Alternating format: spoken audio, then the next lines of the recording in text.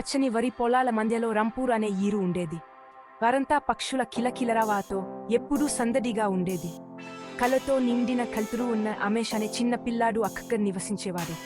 Cricket అతని అభిరుచి. అతనికి దొరికిన తీరిక అంతా క్రికెట్ ఆడుతూనే గడిపేవాడు. అరిగిపోయిన బ్యాట్తో పాటు బంతితో ప్రతిక్షణం గడిపేవాడు. ఆరి బావి అతనికి క్రికెట్ మైదానం లాంటిది. పాటు మర్రి చెట్టు అతనికి ప్రేక్షకులా ఉండేది. రమేష్ గంటల తరబడి షాట్లు ప్రాక్టీస్ చేసేవాడు. అతని రోజులు భారీ జీవితంలోని సరళమైన ఆనందాలతో నిండిపోయాయి. అమ్మకు పనుల్లో సహాయం చేయడం, స్నేహితులతో ఆడుకోవడం, నక్షత్రాల ఆకాశం కింద చెప్పే కప్లు వినడం ఇవన్నీ చేసేవాడు. కానీ అతని మనసు ఎప్పుడూ క్రికెట్ ఆట మీదే ఉండేది. విశాలమైన స్థలాలు, అందరూ ఒక కుటుంబంలా ఉండే వారు రమేష్కి శిక్షణ మైదానం అయ్యాయి. వర్షం తర్వాత బుడ్డగా ఉన్న ప్రదేశాలు అతనికి ప్రాక్టీస్ నెట్స్ లాంటివి. ఆకుల చప్పుడు అతనికి ప్రేక్షకుల చప్పట్లు లాంటివి. అతని బ్యాట్లోని ప్రతి స్వింగ్ అతని అంకితత్వాన్ని చాటి చెప్పేది. అతని కుటుంబం చాలా సామాన్యమంది అయినప్పటికీ అతని అభిరుచికి తోడుగా నిలబడింది. కట్టపడి పనిచేసే రైతు అయిన అతని తండ్రి రమేష్లో ఏదో ప్రత్యేకతను చూశాడు.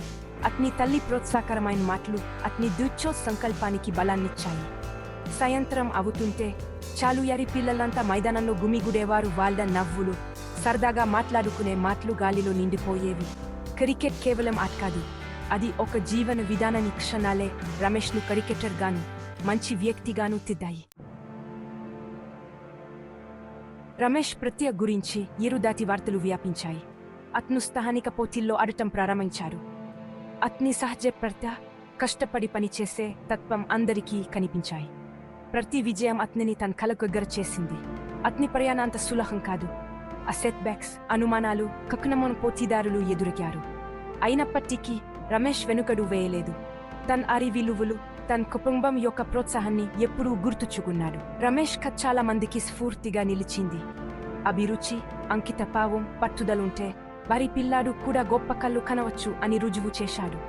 రంపూర్ యొక్క దుమ్ము రోడ్డ నుండి అతని ప్రయాణం ప్రారంభమైంది. ప్రపంచం అంతా అతనిది అని చెప్పడానికి అతిశయోక్తి కాదు.